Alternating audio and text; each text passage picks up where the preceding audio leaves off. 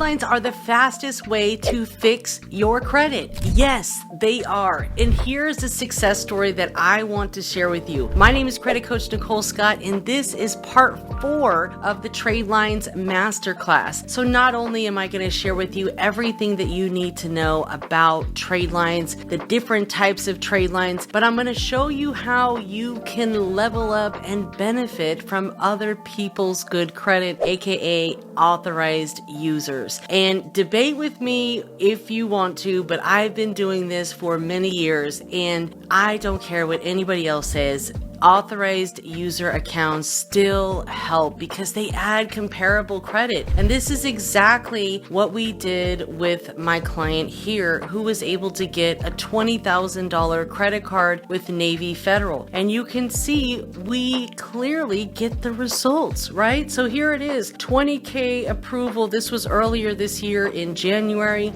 And we were working together for almost a year now, right? We've got a couple more months together, but she did a 1-year program with me and she was already paying someone for credit repair. She wasn't getting the results. Her highest credit limit was like $3,500. She's a business owner. She just couldn't get over $700 and qualify for the things that she actually needed. So we started working on getting the negative items corrected as much as we could. We focused on building up some relationships with banks. And then we did what's called a secured loan. All right, secured pledge loan. That's basically where you're using your savings account as collateral to build up credit, essentially. So we did a secured savings loan for $20,000. No hard credit pull for the secured savings loan. We did that about 3 months prior to applying for anything, okay? And mind you, the longer that you can let that sit before you apply for credit products, the better. We paid that thing off about 85%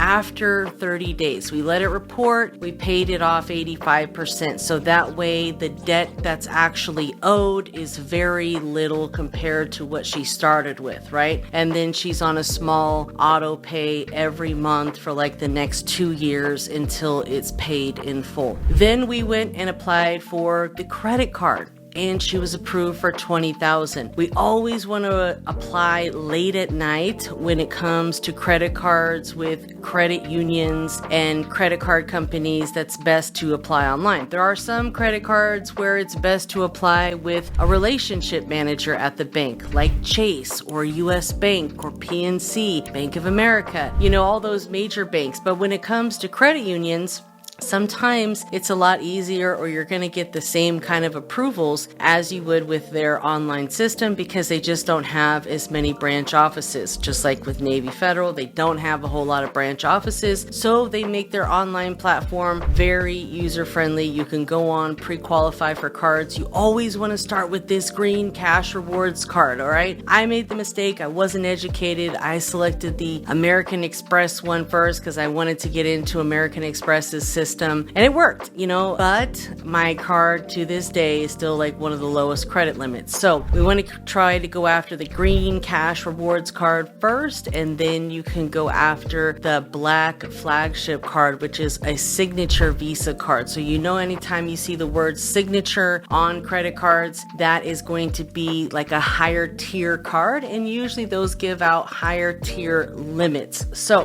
now we are going after more funding. You can see here she was also approved for equipment financing. She was approved for Chase for $30,000 on the business side, and then she was approved for Chase for $18,700 on the personal side. So, that's great because basically we built up the credit profile so that way she can open up more doors and opportunities with other financial institutions. And you saw what happened. First, we applied for the $20,000 credit card. We let that report, okay? And then we went after the Chase on the personal side because we wanted to use that as comparable credit. Mind you, the credit trade lines that she purchased are also on there as well. So we had purchased 2 authorized user trade lines before she applied for anything. All right, so we set ourselves up for success, started building those relationships, did the pledge loan, and then right at the very end, right before we were ready to apply for funding, we added those trade lines, let them report, and she added 2 high limit trade lines around 20K, 25K or so. So those helped, plus the pledge loan.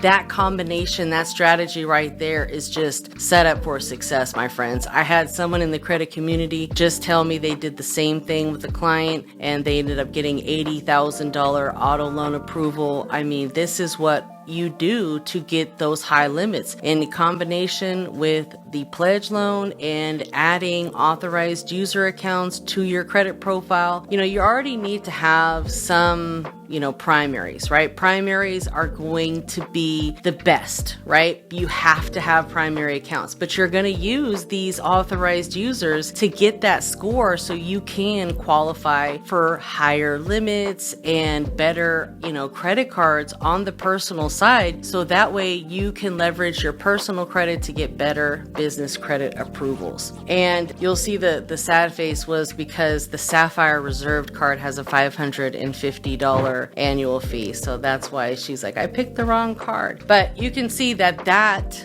strategy helped open up the doors for other institutions. And you'll see here, she was saying, hey, my client was saying, hey, I thought I was going to get higher because Navy Federal gave me $20,000, but Chase only gave me $18,700. And I've got to remind people that normally Chase is not giving out super high limits on the personal side without a relationship there. She did not have a relationship. She did not have a bank account with them. She was not working with any sort of relationship manager. She simply went into her local branch and sat down with the relationship manager and explained what it is that she needed. And this is a great approval, because he was even saying to her, this is what she said. And I told her the same thing. Banks aren't really giving out more than 10,000 if, period. That's just how it is right now. A lot of banks are much more reserved, but if you build your credit profile accordingly, right, and you spend, pay,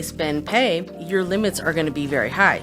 So you can see the power of comparable credit and how that just helped open up the door for other banks to say, oh, sure, Navy gave you 20K, we'll give you 18.7. And even the banker was surprised by this because he was like, yeah, normally, approvals aren't more than like 5-10,000. And, if you build your credit profile, the funding will come. If you build it, they will come. The field of dreams, you have to build your own dreams, guys, because if you try to take the shortcuts in life and try to build the fast way with all these fintech companies and easy credit builders, no other bank out there is going to take them serious. Do you really think Chase is going to look at some of those credit builders and be like, oh, wow, this bank, never heard of them, but sure, they trust you with, XYZ, we will too. And that's another reason why I do not recommend purchasing primary trade lines from these no-name companies, if they will even post, that is.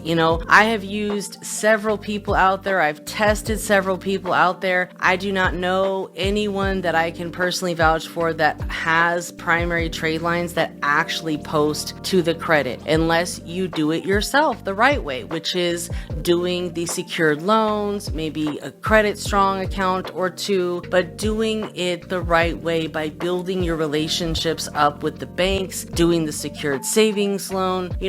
Don't try to have microwavable success, because if you are trying to fast track, this is as fast as it's going to get, where you're still going to be able to reap long-term benefits. Because where else out there can you boost your credit score sometimes over 100 points and get this type of funding so quickly? Nowhere. So this is the fastest way to boost up your credit profile when the time is right, of course, right? So so we went over how it was done. We cleaned up the credit, and if you need help with that, all you have to do is just book a call with me, and I can go over what the best options would be for you based on your goals, based on your budget, so on and so forth. We build up the banking relationships, so we wanted to find credit unions and we wanted to seek out some other banks that she would be interested in, and we did some credit stacking. So we were applying for multiple accounts at the same time using the same credit bureau. All right. So that's really important to understand. You have to have some strategy behind there. And as those inquiries are coming in,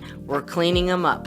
We also did a $20,000 secured savings loan, aka a pledge loan, and you can do a $20,000 secured loan with multiple financial institutions. So if you wanted to do one with Navy Federal, that money is still going to be accessible to you in your checking account. So you can transfer those funds over to another credit union like PenFed or DCU or San Diego Federal Credit Union. There's thousands of other credit unions out there that also do pledge loans, and inside of the credit kit I've got some guides and information on that as well. But there's other opportunities, so seek out 3 credit unions. And the credit unions are the most important because they're very relationship based, right? A lot of banks are turning that corner where they are more relationship based. However, a lot of banks like Chase have so many credit card products that they can't just be relationship based. They have to open up the playing field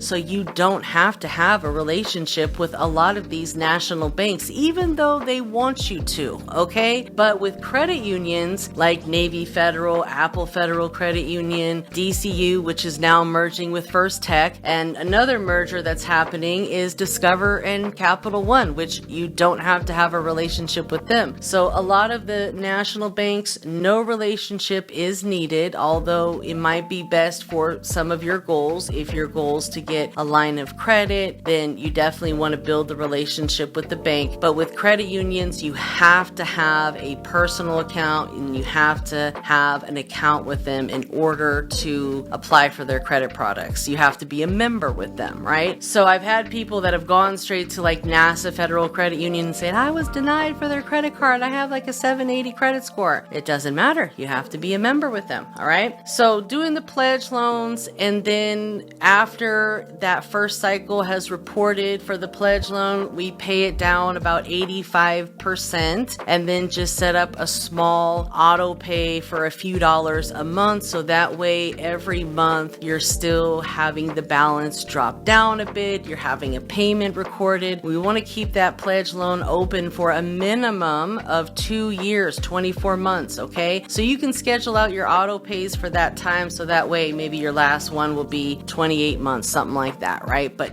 keeping that account open is important because we need to have the history. We need the history to show to other creditors that we can manage accounts long term and pay as agreed, aka pay on time. That's most important, right? And then right before we were going to apply for funding, we added a few aged authorized user accounts that were about, 20, 25K in limits. So nice age of like 7 years. That's kind of where we needed to be for this client. Some people don't need a ton of age. If you have a really thin credit profile and you don't have much going on, you can probably add trade lines that are 2 to 4 years of age and it would still give you a really good credit score. I've had people that have come to me with a 750 credit score, all built off of authorized user accounts, which is considered synthetic credit. Even though the credit score looks great, they couldn't get approved for squat because they didn't understand the concept. You got to build the relationships with the banks or go after credit cards with banks that you have a relationship with, especially when you have a thin profile. If you have an established credit profile, that does the talking, right? But if you don't have much going on where they're not really too sure about things and they could go either way, you better have a relationship with them, okay? okay? And that's the beauty of credit unions too, is they will approve people with bad credit. If you build your relationship with them properly, they will absolutely approve you.